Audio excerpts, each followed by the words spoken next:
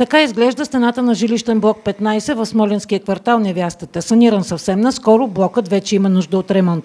Бурният вятър е свалил на земята изолация и мазилка. Какво да се прави? Бедствие, коментират работниците, повикани спешно да поправят оголената стена. Извикано и му го поправи, няма проблем. Блокът е саниран от бургаска фирма през 2017 година, а стойността на санирането е над половин милион лева. Повредите предизвикаха вълна от възмущение сред смолянчани. Минаха контроли, прегледи, сумати, инстанции.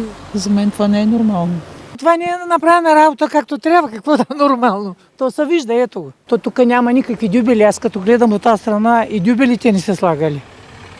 Саниран нов блок, работа, пари, вложени пари, пък работата била 2 на 3.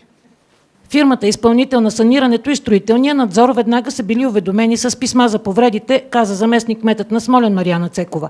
Допълни, че блокът е в гаранция и ремонтът е за сметка на изпълнителя.